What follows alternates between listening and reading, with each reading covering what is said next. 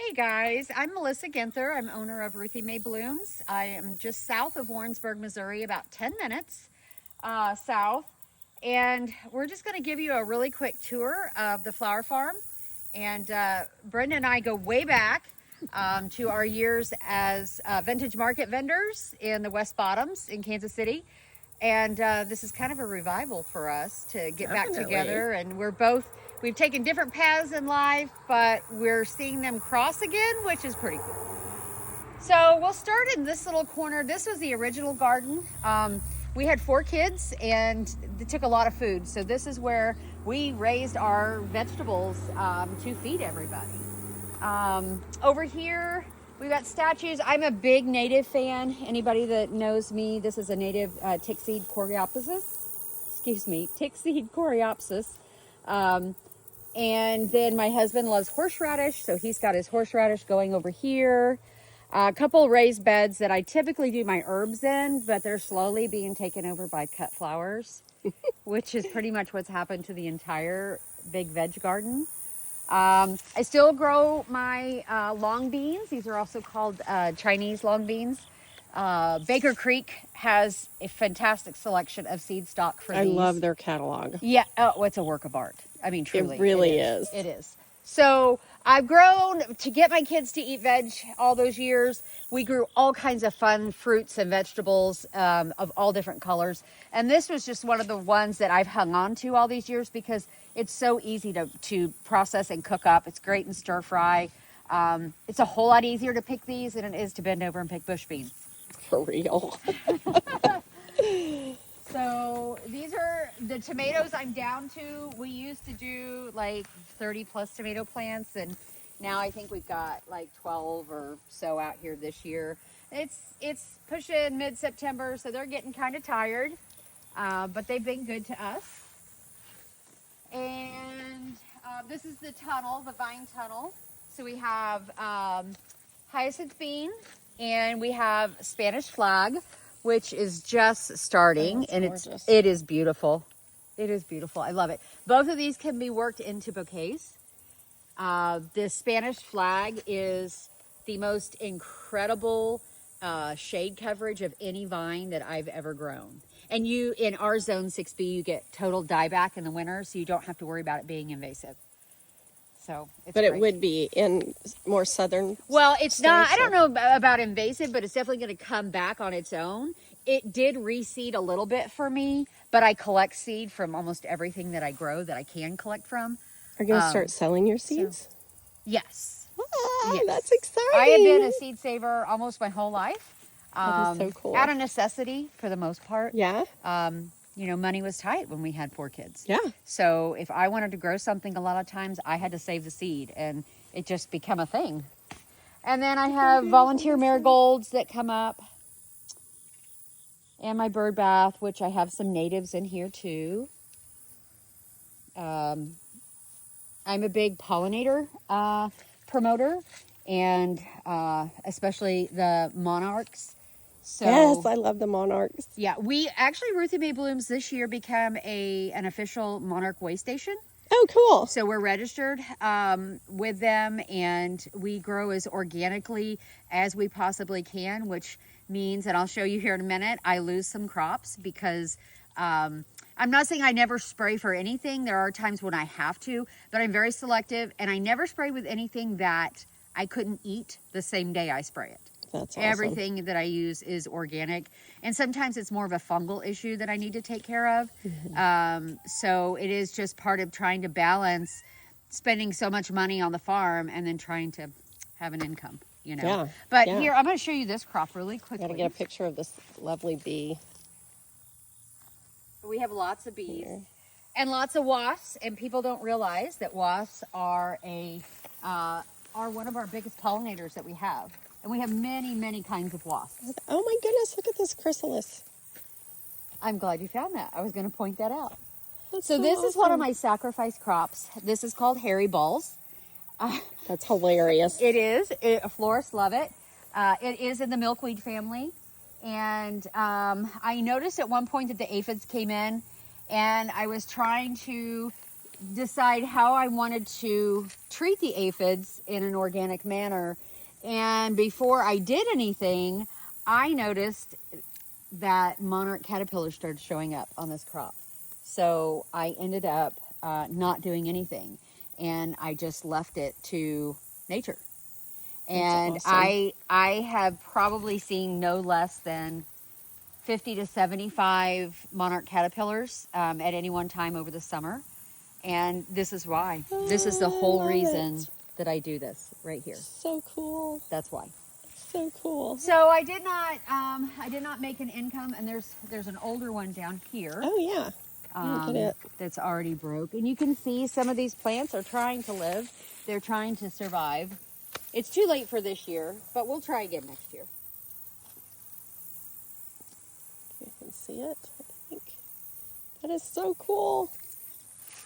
Pumpkin on a stick is also a very popular crop that I grow. Florists love it. Everybody loves it. They're really cute. You can take them off the stem and put them in a bowl to display, or you can leave them on the stem and put them in a vase, upright in a vase. You can dry them, and they get really crinkly and wrinkly and cute little orange pumpkins. My favorite is fresh, like they are now. So pretty. And leaving them on the sticks, and then just put them in a big vase. They're very cute. Cool. Okay, so let's walk around over here. And I wish you had smell-o-vision, because Oh, for real. I can already smell it. This is tuberose. This is my first year growing it, and I absolutely fell in love with it. Look how pretty. So, oh my gosh. Florists love this one. Everybody loves this one. Oh my gosh. And it's strongest in the evening, the scent. So even when I'm out mowing or just walking by, or I can smell it. It smells so People good. that have been here, this is one of their favorite stops when they come to my U-Pick, is to come over and smell. And these are the seeds? Are these the seeds Well, at the end? I need to do some more research on this. Like I said, this is my first year with it. These very well could be seed pods, but they do grow by bulbs or by tubers. Yeah. And that's how I bought them, was by the tubers. So I'm not sure about these. That's would be an interesting thing for me to research and learn about. Huh. But I can tell you that I did cut some back. And I trimmed these off really good, and they were super cute in a couple of bouquets that I made. These so cute. A little texture element. Very cool. And then the rest of this is dahlias here. My pom-pom row, which and mini ball, which a lot of them are anywhere from 1 inch dahlia to like 3 inch in this row over here. And then the next two tall rows that you see are all my seedlings, my dahlia seedlings. They're brand new plants, brand new blooms. They've never been seen before. They're all unique. And that's the beautiful thing about dahlias. If you want one that looks just like the mother plant, take a cutting and root it or plant the tuber. But you can collect, let's say I collect 20 seeds from one dahlia bloom, and I plant those, germinate them and plant them. Every one of those, all 20 of them, will look like something totally different. That is so cool. Sometimes they slightly resemble each other, but different, could be different form, different colors, plant height, and you can see I have all different heights and bushiness, but yeah, dahlias are pretty incredible. So gorgeous. Okay, let's go take some looks over here. Oh, look, we got a little critter in that one. Look how pretty. Oh my goodness. You want to tell them about your little nets? So the white net that you're seeing down low is called Hort Nova netting. And it is a very big benefit to flower farmers to keep, because most everything that we grow for the stem length to use in bouquet work or big arrangements. And so these plants can get very tall. And there's a bunch of bees down there. They're really enjoying. I see them. I had some volunteer basil come up, lemon basil and cinnamon basil. Right in here. These stems Oh, here. these right here, yes. Yeah. Okay, So I see the now. green one, take you a leaf off of that and smell it. That is Mrs. Burns' lemon basil. Oh my gosh, that smells so good. Wow. Yes. And are these dahlias too? Those are. This is my friends out in the Pacific Northwest, Rivers Dahlias.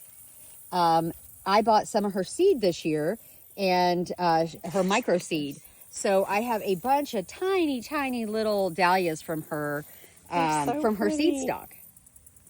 Look at them. They're so pretty. They are hybridizers in the dahlia world, well known, and they produce some beautiful dahlias. Oh my goodness. Oh, look at this. I love this color. So pretty. Yeah. And I don't net all of these, so if there's a one great that's, big one. if there's one that is proving very interesting, because I won't keep all of these. The Right. majority of them I will not keep. They're just not good form. They're not closing their centers. There's a whole list of reasons why. But so I don't net everything, but the ones I do want to observe closer, I will throw a bag on them. And the bags, you can use those for two reasons. It's probably one of the number one questions I get from my U-Pick people. If I am trying to protect them from pests, this year the bugs, the grasshoppers and the worms have been very heavy pest pressure. So I can bag any of the ones I want to hold for florists. I will bag those. So the other reason is if I'm hand pollinating, if I'm breeding them, and I don't want a bee to come or a wasp and introduce different pollen. Something else. Yes. Yeah. So I will cover them and the seed parent and the pollen parent. Look at that gorgeousness. Oh my gosh. She's a wild one. So pretty. We got a little friend there. Oh, and one there as they come around. Oh, they're so pretty. And this color, what is this one?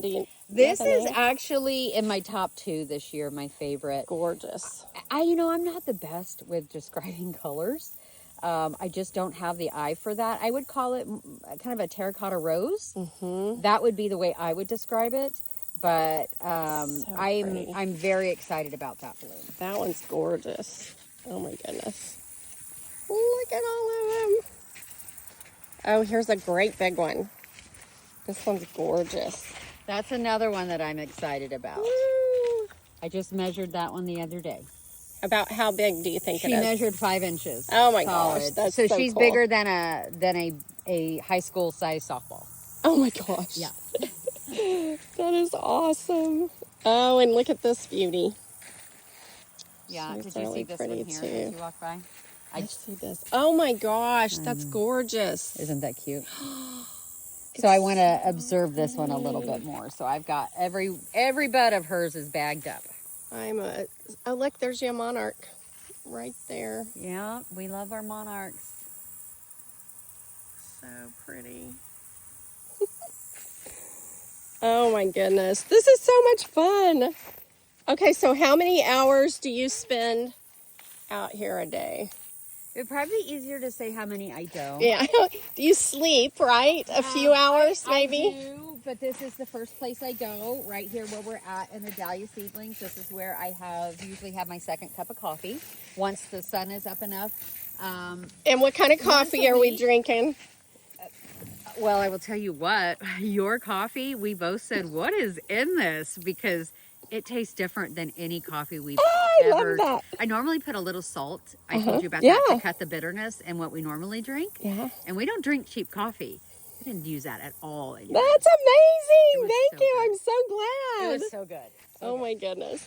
So, but this is the first place I go with my second cup of coffee as I come out and I walk my dahlia seedling bed. Why wouldn't you? Oh my gosh, it's so good for your mental health. Look at all of those.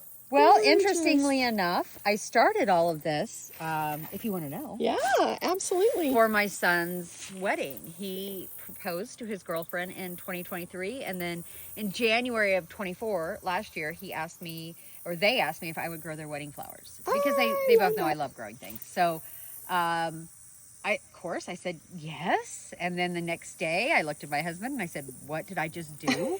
I don't know anything about growing flowers, not cut awesome. flowers, past marigolds Right? in the garden. And so it was a whirlwind of research, and it started in January. And then we had the wedding the end of July. That's last amazing. year. And as the time went on and I shared more on my personal page, people were like, you have a talent and you need to do this. Absolutely. The world needs this right now. Absolutely. And so it just grew and it expanded. And then, of course, in that progress, I found dahlias, and dahlias and lisianthus kind of took over for me. I love lisianthus. I've grown veg for 30 years, but this I never saw coming. I found a passion at 50 years old that I did not know I needed. It's so cool. It What a was, great story. And you talk about mental health. There's a whole lot more to this with my physical health, but it's been life changing. I got my life back. I love that. I love that story. Do you take your shoes off and ground out here? All the time. Now you have your little. I have my clogs on. in the morning. I'll usually use these in the morning because the ground is so wet.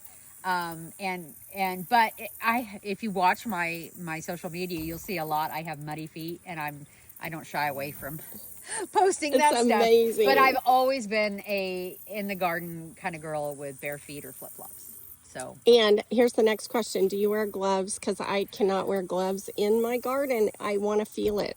So it depends. So I will tell you, gardening at home is different than this. Yes. Because this is so much more. And I grow plants that I've never grown before. So like eucalyptus, you strip a couple eucalyptus leaves and you'll realize you need gloves pretty quickly. Yes. Because they're very sticky resin and it's hard to get off.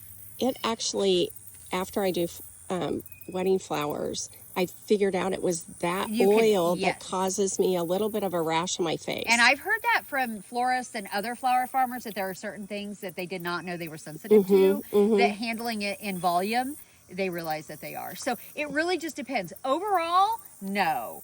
But when I'm cutting and stripping a lot of volume, a lot of times I will wear gloves. Yeah. Just simply to not tear up my hands. Exactly. Exactly. But everyday stuff like this, no. Oh, I love it. Okay, look at this beauty, guys. Oh my gosh. They're just gorgeous. And again, these are blooms that have never been seen before. And these right here are new to me. Oh, look at her. She's so pretty. You can't even hardly see. Her first, yeah. Okay, there you go. There's the back. Whoops. And then we got the front. Her first blooms did not look this good. Gorgeous. These are so pretty. I'm a sucker for this corally color, the terracotta. Yeah. So pretty, but this yellow is gorgeous. I'm excited for this one. She really pumps out the blooms, and they're all pretty uniform, and she has that picoty edging. It's so pretty. It's almost like to me, it's like a sunset. The detail is so, oh my gosh. Look at this one, you guys. That one is... What? That one is so challenging for me because I could show you her other pictures and they're the most light pink blush on the same plant. Really? But they all are curly, messy, bedhead. I love it. Oh, she's gorgeous. She's so gorgeous. And this one, so pretty. Oh my gosh. Just phenomenal. Oh my gosh. I am in my zone here. So cool. And there's some purples up there. I don't know if you can zoom in to see those. Yeah, those, Dawn came and stood by those this morning. Oh my goodness. And they're over 7 feet tall. That is so cool. Can you guys see how tall some of them are? So neat. You'll love this one. Oh my gosh, absolutely. Yes. It's got some age on it. It's already opened its center up, but I have photos of it when it was in its prime. So pretty. There's our little bee working his magic. What are these little yellow critters? Oh, he just flew away. Oh, let me have a look. Some kind of a pill bug or, oh, here's another pretty little white.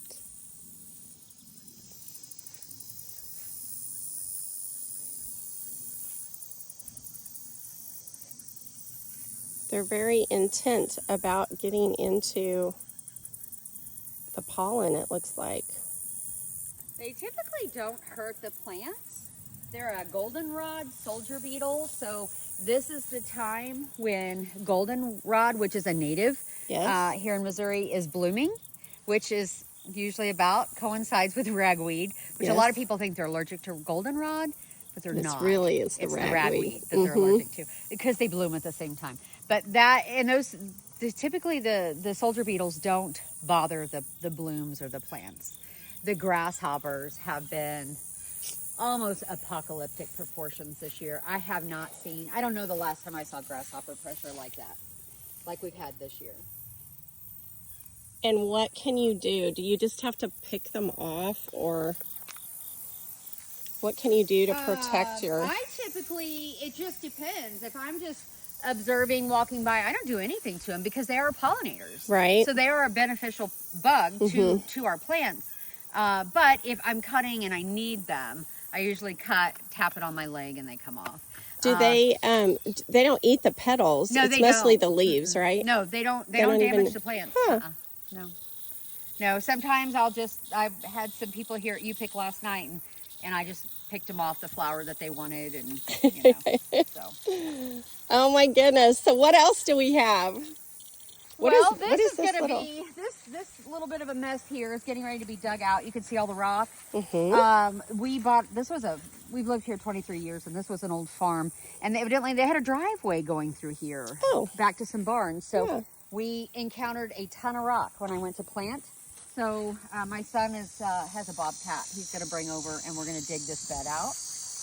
And this is this snow on the mountain? This is snow on the mountain, euphorbia, yes. I planted these through, started the seed inside and planted them out, but down there by the propane tank, that is snow on the mountain too. Do you see how much taller it is? Yes. That's direct seeded. It sowed itself down there. Gotcha. And those are taller than me. Those are about 6 foot tall. Those are gorgeous. Yes. My florists love them. This is my native bed here, and it's looking tired. I told Dawn I need to plant some more things out here that bloom at different times. I have a lot of spring bloomers here. I love all of this change for fall. This is so pretty and would be so pretty in a... You know, I thought of you. We talked about the grasses for the wedding. Yes. I thought of you with these in arrangements. Yes. Because they are just so gorgeous. Pretty. Yes. So pretty. So putting some more plants in here that bloom at different times I think is needed. This right here is one of my absolute favorite milkweed. Yes. And this is swamp milkweed. So and pretty. This is one thing I do want to point out. You can see we're a monarch way station. A lot of people think this looks messy and why don't I clean it up? And well, because this is nature. And you're not going to get a better artist than nature. No. I let my milkweed, all of it, whether it's out in the pasture or in my gardens, complete its life cycle. And that is this messiness.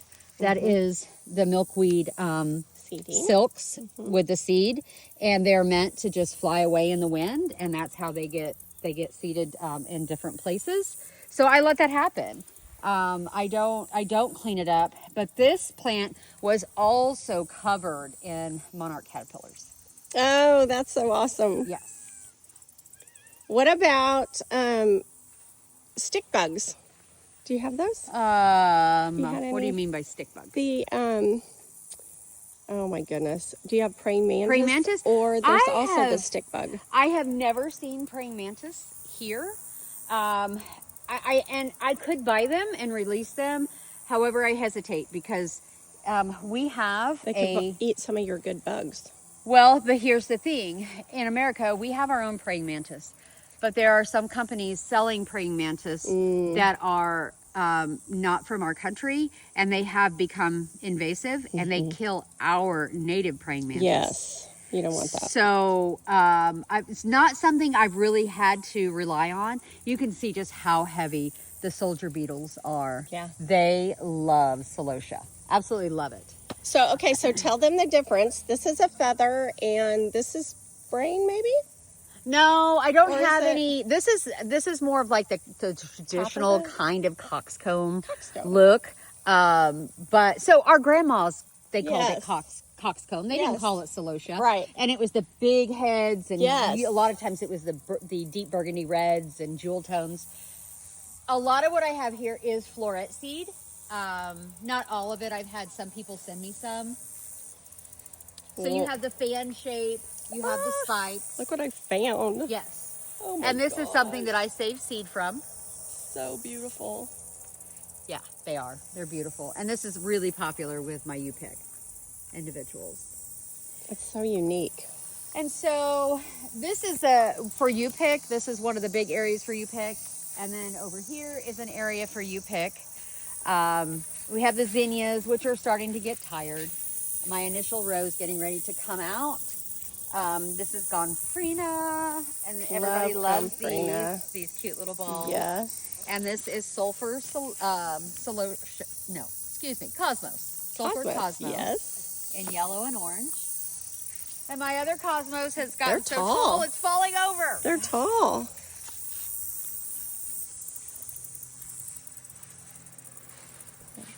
And I have strawberries here, ever-bearing strawberries. And this is Oh, I love these. this is Love in a Puff vine. Yes. And I'll show you why it's called Love in a Puff in a minute. But this vine, everybody loves to put it in bouquets. And what you're looking for, of course, would be the green ones. But you could use them brown if you wanted. Oh, yeah. But it's just a beautiful Definitely. little vine that adds a lot of movement. But why it's called Love in a Puff, and I don't know if you'll be able to get this on camera, but every seed is black and it has a little white heart. Oh, how cute. Can you see it? I think so, yes. So that's that. the love, and then this is the puff. So cool. Yeah. Oh, my gosh. And I do save seed from this and sell the seed. So once the frost comes, all of this will die back, Yes. and then will you then Harvest. retrieve the harvest? Yep. Okay. Yep, I sure will. And your Cosmos here, this is The more, Cosmos is just about just done. about done. Yeah, I was just telling Dawn I'm getting ready to cut this down. Do you have any? See, I love that. This dried. Yeah. So pretty. I just think things like that are so pretty. I agree with they you. go The life through- cycle's beautiful. This is straw flower. Which, Yes, look at her. either people really love it or they could do without it. It kind of goes, you're in love one it. of the two camps. It's like I got a critter in my hair. Oh. I can Yeah. feel him. This is so pretty. Yes. I love straw flower. And this one was just, And it dries. I mean, it's just like this and it will stay that way. so let's talk forever flowers. Yeah. I'm glad you brought that up. Yeah. This is considered a forever flower. And I do grow several. When you dry them, they will remain the color of when you cut them to dry them. So that's why they're called a forever flower. And straw flower is one of the favorite for drying and doing dry arrangement. So pretty. Yeah. And you can cut it at different stages and it all works wonderfully. And this is coneflower, right? That is actually Rudbeckia. Rudbeckia. Yes. Okay. Yeah, that is Rudbeckia. And again, that's another one that is getting ready to come out because it's served its purpose. It's had a good life, but it's tired, and so we are going to let it retire. And here's all your marigolds. Yes, and everybody always. And there's the stealth, everybody. Stealth, there you go. Let's see if I can get it over here. We're just shy of Whiteman. Yeah, we live outside miles as the crow flies from I Whiteman. don't know if you can see it. It's up there. You can sure hear it. Typically not until they get right on top of you. Yes, That's why we yes. did not know he was coming. We did not. We did not know it. That's so cool. He must be going to the game. I've actually had several pilots, V2 pilots, come out with their wives. Oh, that's awesome. And for the U-pick, and they're sweet. And then the wives usually come by themselves after. Of course, But they had a good time. Marigolds. I get asked a lot about this. This is not Grandma's marigolds, of course. Right, they're tall. So they are very tall, and they've been cut and cut and cut on all summer long. They are workhorses, and this is a line bred specifically for cut flower use. Love it. So, yeah. The color is so gorgeous. They really are. And then there's actually a lighter, kind of an ice yellow that I've ordered for next season, too. So pretty. We're going to add a third color in. How do you decide what you're ordering? Well, there's a few different things. You know, are we talking for the U-pick area? Are we talking to sell to florists? Because I sell wholesale to florists, as well as I have the U-pick. I also sell the dahlia tubers. So everyone has a little bit different criteria. For the U-pick, it needs to be easy to pick. It needs to be very productive. It needs to rebound quickly.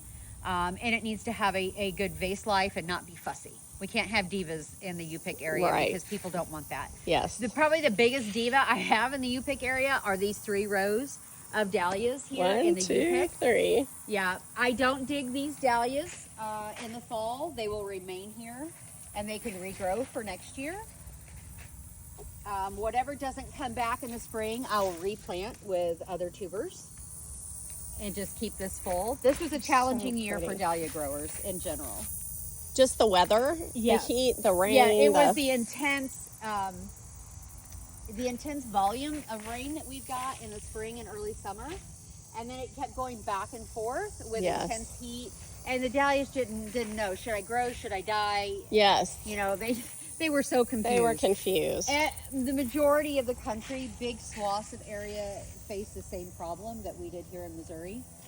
So it's not isolated to just me. Isn't that a beautiful color? It's gorgeous. Yeah. Look, they're just so perfect. They look like they're fake. Yes, I would agree with that assessment. Yes. They're just perfect. So back to your question. Yes. As far as dahlias, as far as selling, I have workhorses that have been around forever, and they're great for people to getting into dahlias because the tubers are inexpensive. You know, you're talking $5 to $10, $15 a tuber. And one tuber will do a whole plant. Yes, each one of these is just, these big plants are one tuber. And so they're cheap enough that if you don't want to dig them, because here in Missouri in 6B, we have to dig for the most part. There are ways to get around that, but most home gardeners, they're not going to want to do that. When do you dig them back up? What time? So you let the first killing frost will take them out if you don't cover them and protect them. And then you can wait 2 weeks to a month, and then you cut them down just above the surface, kind of leave a handle with a stalk. And then you can start lifting them and digging them. And then you need to store them in a place where they won't dry out, and because we get pretty dry here in the wintertime. But also they won't freeze. They're done. So 40 to 50 degrees is ideal. That's the ideal storage for dahlia tubers. So is it a bin with a wire bottom? No, or how do I have plastic crates. So what we do, we found last year really helpful. We dug and we let them dry out for just a little bit. Okay, we shook most of the dirt off, let them dry out for a little bit, and then we stuck them in trash bags. I would have, I don't know how many in a trash bag that would that would go into a plastic crate. And then I would put 2 scoops of vermiculite in each of the trash bags, and then halfway close it up. Okay. And then they went into our basement. We have a safe room for tornadoes, and which has some little tiny vent windows, and I could close and open those as needed to regulate the temperature in that room, which worked perfect. So, and then they just hang out in those plastic bags in the crates until I'm ready to start washing the tuber clumps and dividing, and I start that in January. Okay. So I wait for some warm days in January. In January, we get a 36-degree day. That's warm.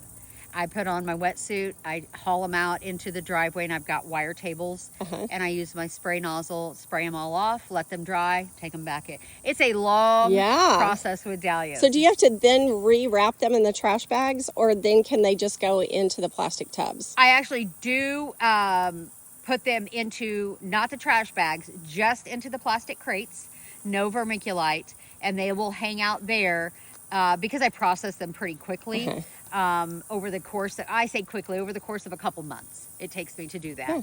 And then they hang out there. And then once I bring them into my germination room, I have a table that I process them and divide up all the tubers. They go into plastic shoeboxes with vermiculite and a little bit of sulfur powder. And then they go back into the same room that they were stored in the plastic bags. Okay. And then I have my sale. Yeah. So that's awesome. Yeah. So, and these are some of those that you are selling tubers for. Yes. And you know, this is a good conversation to have, because there are tubers that I will spend $40 on. Yeah. But there are a lot of $5 tubers out here too. So if you're new to dahlias, or if you just don't want to fuss with the whole digging, treat them like an annual. They're cheap enough for a $5, $10, $15 tuber. Yeah. You know, it's the same as what you're spending at Lowe's. Right. Right? For your annuals, for your patio. Yeah. Tuck some of these in your landscaping. Put them in some big pots. They do need big pots around your patio. And you'll have blooms that you can cut on all summer long. So when did they start blooming? It depends on when you put them in the ground. Yeah. So how many, do you know how many days off the top of your head? 90 to 120 days, depending. 90 days is average. Some are a little earlier. Oh my gosh. Brenda, hand me your phone. I want to show you this one. Okay, forgive us guys here for a minute, but this is new to me, and she's gorgeous. Absolutely stunning. She, I love her. Big ones. Oh yeah. This is what I call my big head row. These are the ones they call, some people call them dinner plates. Yeah. I don't have anything in here less than 7 inches until you get up here a little ways. But down here, most of those are all very large blooms. I love that one down there, the pinky. Yeah, that one too. It's beautiful. And this one, gorgeous. This is a cactus form. That's AC Abbey. Love her. Yes, she's very bright.